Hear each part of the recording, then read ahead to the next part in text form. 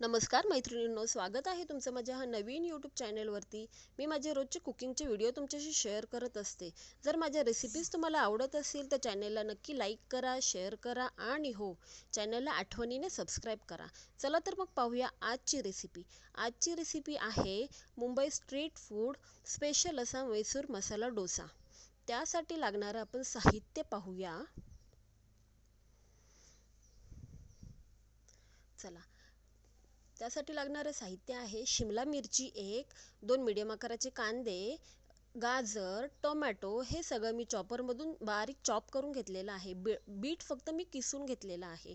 त्यानंतर चवीनुसार मीठ, लाल तिखट, पावभाजी मसाला आणि बटर. आणि हो, मी बटाट्याची पिवळी भाजी करून घेतलेली आहे. चला तर मग सुरुवात करूया. मी डोस्याच्या पॅनवर डोसा टाकलेला आहे. त्यानंतर त्यावर आपण बटर टाकूया. पण ह्या सर्व प्रोसेसमध्ये ना गॅस आपला लो फ्लेमवर ठेवायचा आहे, कारण आपल्याला भरपूर वेळ जाणार आहे मैसूरची जी भाजी आहे ती तयार करण्यासाठी. त्यानंतर आपण टाकूया बटाटा, पिवळ्या बटाट्याची भाजी. त्यानंतर आपण त्या भाज्या टाकून घेऊया. थोडासा कांदा, थोडंसं गाजर, त्यानंतर थोडंसं टोमॅटो टाकूया आणि चॉप केलेली शिमला मिरची टाकूया. शिमला मिरची थोडीशी जास्त टाकली तरीही चालेल. शिमला मिरचीनी मैसूर मसाला डोशाच्या भाजीला जे आहे ना, एक सुंदर प्रकारची चव येते. त्यानंतर मीठ, लाल तिखट, पावभाजी मसाला टाकून घेऊया.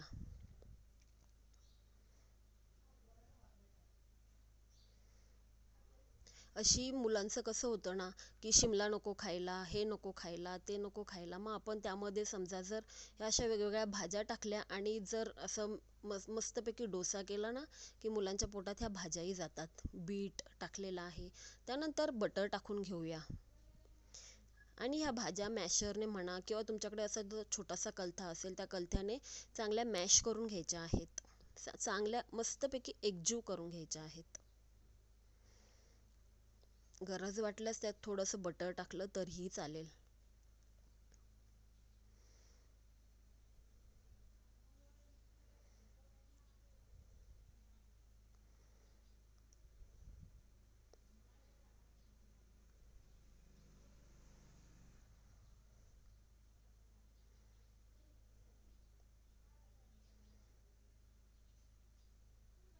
मी यामध्ये ना थोडंसं पाणी मिक्स करते, जेणेकरून आपल्या भाज्याही शिजतील आणि थोडीशी भाजीला ग्रेव्ही तयार होईल.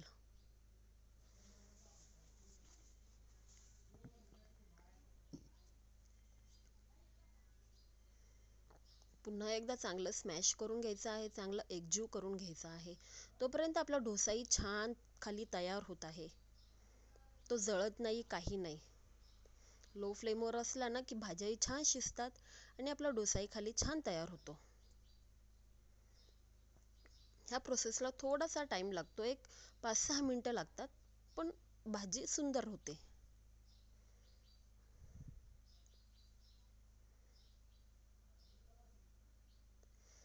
पाहू शकताय भाजीला किती सुंदर कलर आलेला आहे आणि आपली भाजी छान तयार झालेली आहे.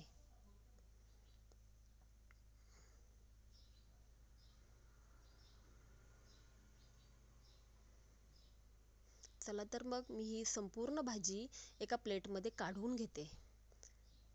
पाहू शकताय किती सुंदर भाजीलाही रंग आलेला आहे. आपला डोसाही छान तयार झालेला आहे. रेसिपी आवडल्यास चॅनलला नक्की लाईक करा, शेअर करा आणि हो, चॅनलला आठवणीने सबस्क्राईब करा. Thank you for watching.